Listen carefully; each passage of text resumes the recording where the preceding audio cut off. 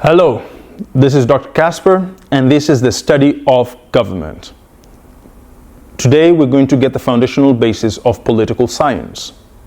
And so we're going to look at several concepts and philosophies, what I call isms, in understanding. So this should be foundational, especially if you don't have much depth in government or political science. Now, I say a science. What is a science? Some people say, well, science is biology, chemistry. It's not politics or sociology. Well, science in the Latin actually means knowledge. And I like to argue that knowledge is information that has been systematically organized, okay? And then it is tested and verified. And therefore, in all majors that are science, that is how we come to science. So this is a political science. We test and verify interesting and important things that have to do with citizenship, governance, amongst many other things, right? We take surveys like anybody else. So political science. Now, politics. What is politics? Politics is the process of whose values will prevail in human society. Aristotle will say that politics is the master science. And I will echo that because every human activity is governed in one way, with politics. Patrick O'Neill will say politics is the struggle for the authority to make decisions that will affect the public as a whole. And that struggle to gain authority is different depending on the state and the country. In one country, the struggle is via elections. In another country, the struggle may be siblings out-rivaling themselves and one taking over, like North Korea. In another place, the struggle is for succession, who will take the crown. So the main thing is the struggle to gain authority, because once you gain authority, you control public policy. And public policy is really determination of who gets what, when, and how, which is one of the most famous definitions by Harold Laswell. The one that I learned as a student is who gets what, when, and how. And I like to say, and who gets to decide that. Now, when you go to myself, I like to say politics is the management of human society. How we determine how we will govern ourselves. Okay?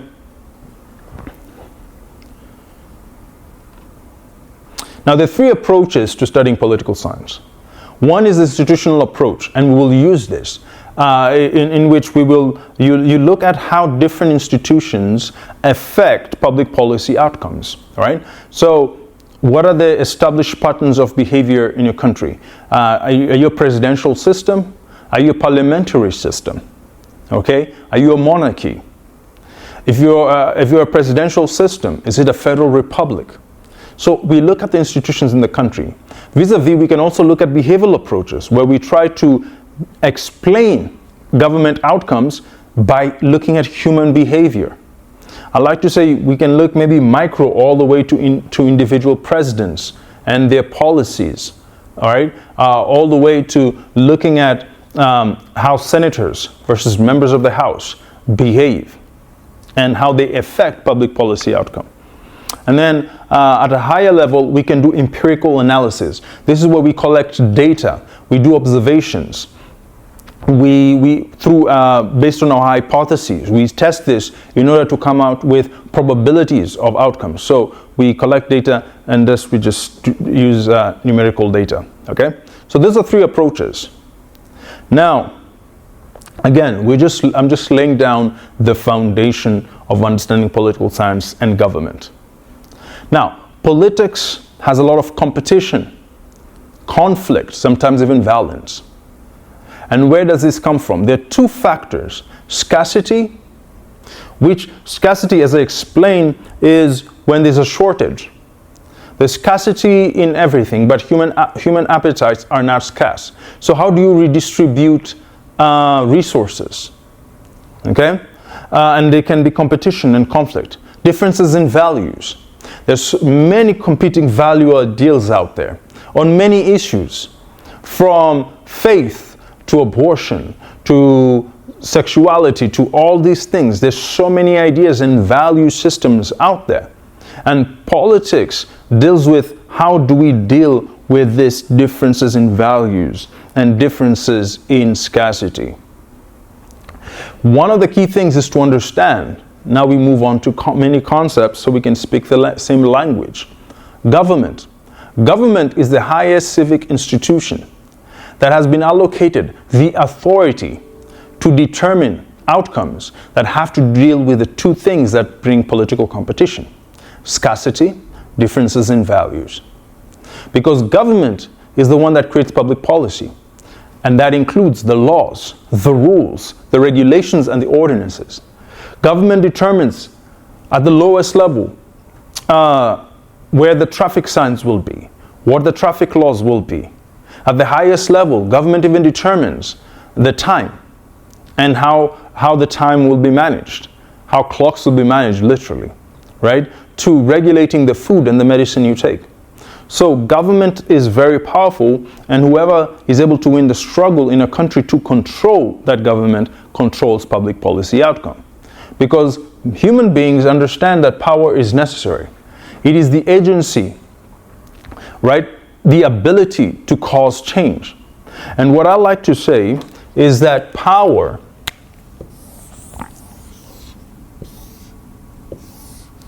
operates in this way. You have a jurisdiction, and that is the scope in which your power is. And you have authority, which is your moral right to exercise such power within your jurisdiction. So if you take, for example, a university, you have different classrooms. I may have authority in this classroom to create the constitution of this classroom among certain rules, and that is my jurisdiction. But I cannot cross over to another jurisdiction, to another classroom, and apply my authority. Okay? And so, even in a government, even in a school, we understand the differences in jurisdiction. So, the executive branch has authority, or the president has the authority in the executive branch and has the jurisdiction in that area. But anytime the president tries to cross over to the legislative branch's jurisdiction, then they're checked. Okay? Now, it doesn't happen in every country, but it's just a way for us to understand the concept of power, of authority, the moral right to apply one's given power within a stated jurisdiction. Now, sovereignty means the ultimate right to self-govern. And therefore, in a monarchy, they used to call the top person the sovereign, because the right to rule is within themselves, divinely or otherwise. While in a republic, the ultimate right to self-govern is that of a popular sovereignty. The people, we the people, are the ones who rule. Okay? Other concepts that are important in understanding government and the foundations of political science. One is legitimacy. The idea, the belief, the perception that people have that their government is based on the right moral principles, and therefore they're more apt to following the rules and the regulations of that government. Whenever legitimacy is eroded, that's why you have protests, revolutions, riots, amongst many other things. So legitimacy is very important for stability and state building. There are other terms that I will come back to more, like majoritarianism, the idea that in a democratic republic, the numerical majority wins in decision-making under public policy. In other words, if 51% of people vote one way and 49 vote the other way, by numbers, the 51 get the say. Very powerful concept. Or the idea between pluralism, where you have many interest groups and many voices that are best in creating public policy, or elitism, where only a few very well-placed people are the ones who make all the decisions who help fashion public policy, right? So all these things, those three concepts are within the world of democratic republics. Now, I want to move to government types, more concepts, right? So that is, we're going to go through many concepts today. So, krasi. Krasi means rule. The word before krasi explains to us the type of rule. So cracy means rule, autocracy means one ruler. Auto, emerging out of, independent of other. Auto, one ruler. Aristocracy, a noble, a virtuous group, like the Medici family who ruled city-states.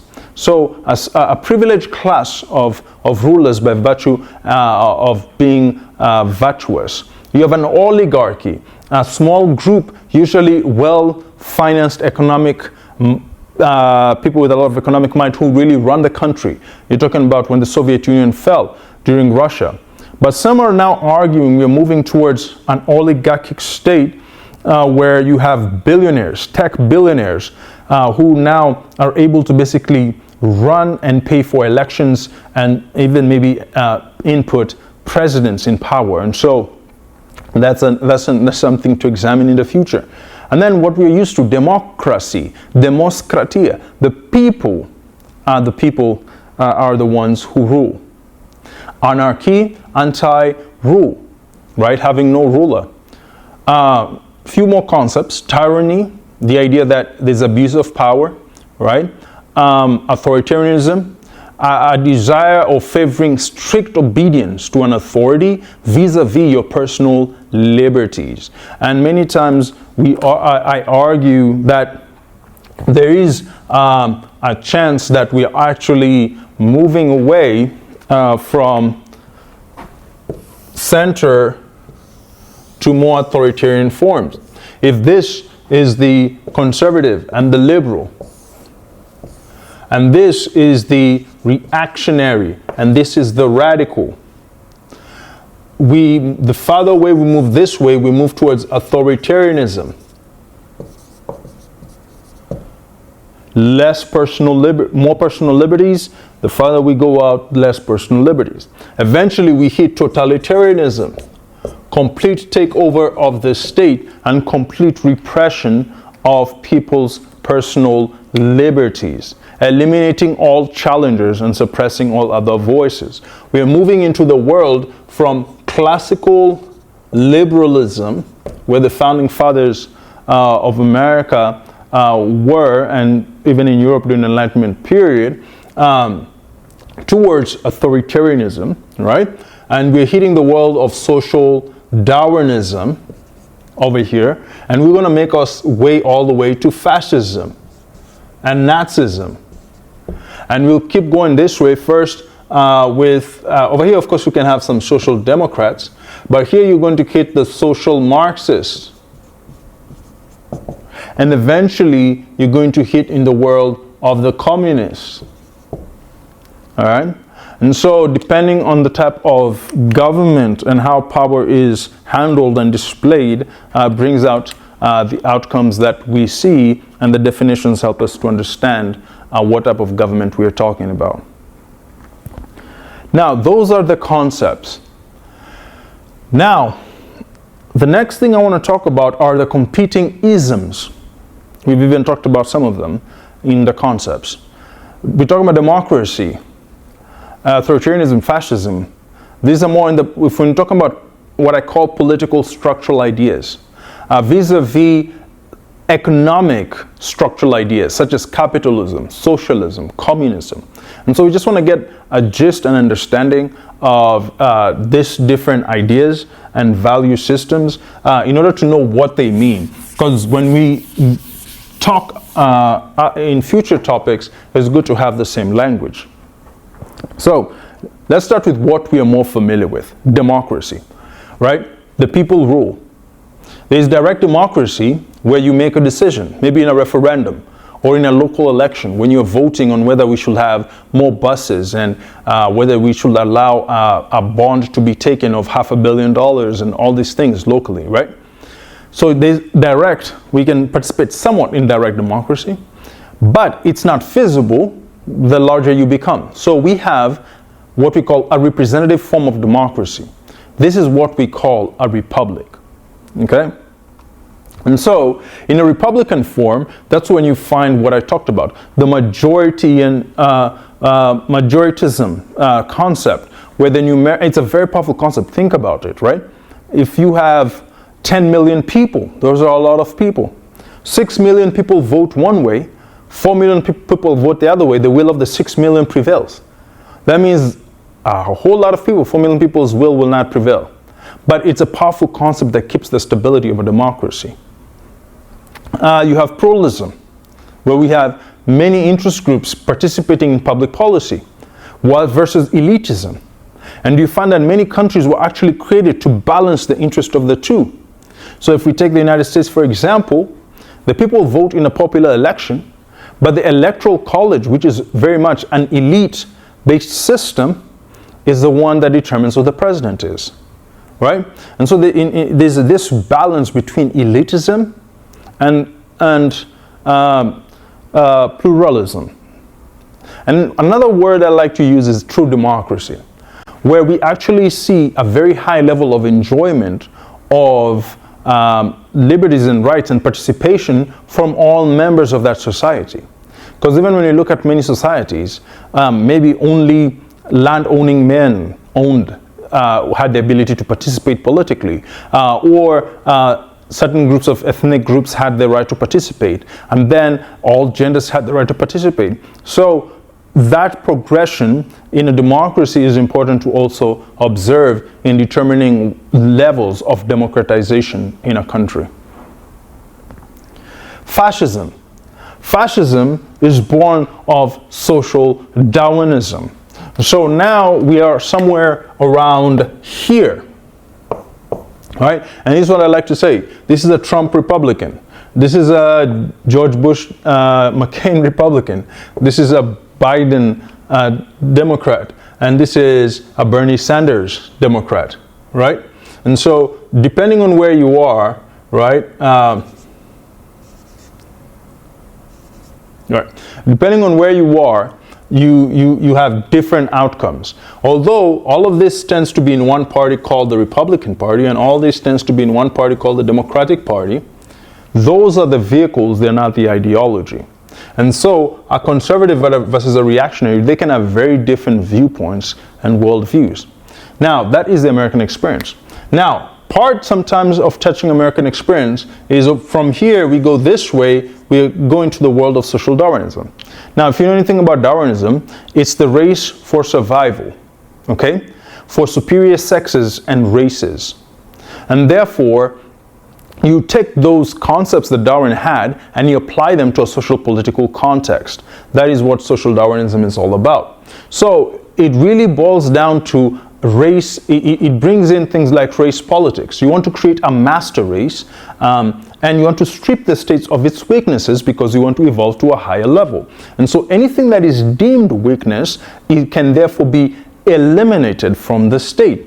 And so it normally goes and mirrors together with nationalism. I like to differentiate the difference between patriotism and nationalism. Patriotism is love of country, like we enjoy sometimes during Independence Days. Nationalism is love of group, love of my people. And that doesn't necessarily mean the love of the country as a whole. My people tends to go towards more ethnic orientation. So you can have white nationalism, Arab nationalism. And so when you move towards the idea of nationalism, you're going towards really race-based politics. It was practiced and really kind of fashioned in Mussolini's Italy and transported and fashioned under Hitler's Nazism, practiced also a little bit in Japan. And so this is fascism, nationalism.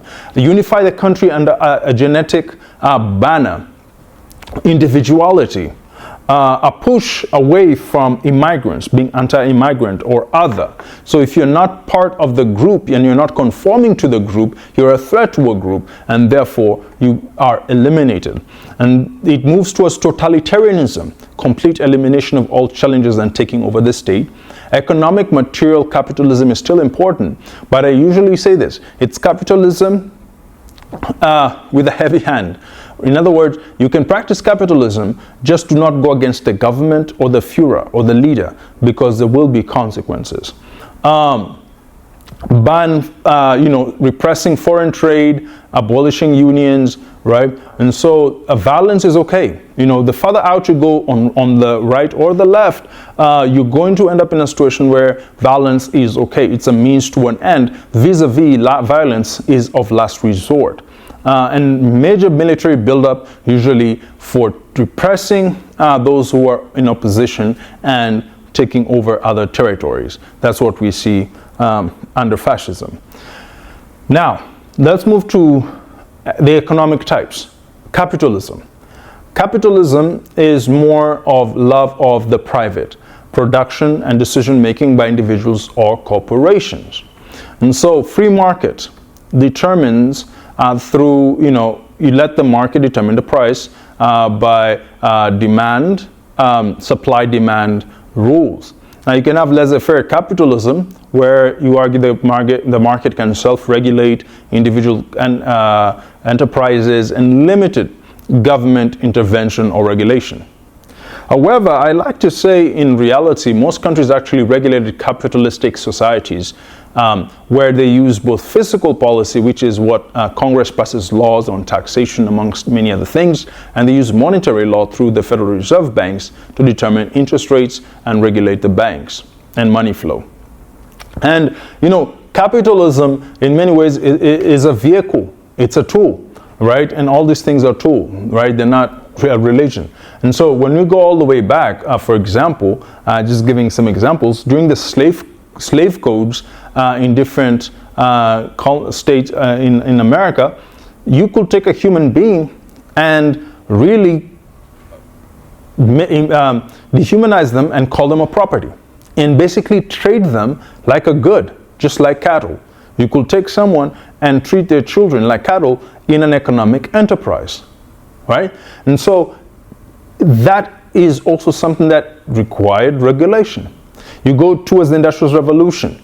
You have children maybe in factories. You move forward toward the Gilded Age, where labor unions want minimum wage. They want their working hours controlled. And so over time, we are seeing greater regulations, even within the world of capitalism, that it may be more there can be greater levels of equity within the system. Okay, so laissez-faire versus regulated, or rather, the spectrum between the two. Now, another word or another form of economic type is a democratic socialist state. The core thing here is this: it's democratic. They still vote in their leaders. They determine the type of government they want. The difference is that they have a greater general welfare system or program than the capitalistic state. And so Sweden, Norway, Denmark, Switzerland, we see the state playing a major role. The state first may end up collecting more in taxation at times, but you find that they provide greater levels of educational benefits for their citizens. Sometimes they can go from pre-K all the way through college, with the state taking care of their income. They provide support for housing so that majority of the population can be housed. And then finally, they try to provide to a certain degree, but not many have been the most successful in healthcare, in making sure that everybody gets health checks and everybody has some type of healthcare protection. Right? And this is actually practiced in other countries to varying degrees. Even the UK and Canada have this. And so a social democratic state is built in that regard. Greater general welfare support for the people. Now, when you use the word socialism, most people are thinking of social Marxism. Now, Marx argued that capitalism was going to be so repressive during the Industrial Revolution to the point that people will not be able to take it anymore. The people are the masses, the proletariat, the workers, and they will be oppressed to the point that they will rise up, take over power from the bourgeoisie, the owners. And when they take over, they will nationalize. They will make everything from private ownership to public ownership. Now, the process in which you move people from capitalism to socialism is through a vanguard government. A caretaking government, an unelected caretaking government, was to take over via revolution the means of production, and then once everybody was into socialism, this vanguard government was to give power and control of a public policy back to the people, and the people were supposed to live in a communal utopia where they shared and redistributed resources. Now, the challenge of socialism, of that practice in China, in Cuba, in Russia, Vietnam, amongst many other places, is this. As the Animal Farm, there's a book called The Animal Farm where all these animals take over the farm and they kick out the farmer. And the pig famously said that all animals are equal, just some animals are more equal than others. That's the challenge. It's the human condition that why we have never actually truly seen a communist utopia. Because once these vanguard governments took over power, one, they never gave the power back to the people, okay? And then number two, they basically ended up becoming the bourgeoisie. They basically ended up being the ones who were really determining how the state was run rather than the people. So communism is one thing on an idea, but its application is flawed because it does not take to mind the human condition that ends up sometimes wanting more power, more agency, and more control. And therefore, you end up in a situation where most of them will end up becoming authoritarian dictatorships. And so that is an introduction to political science and government, just touching on a few theories and isms that we hear today, and touching on concepts, core concepts in understanding and conversations that we can have in political science, all right? And why political science is a science.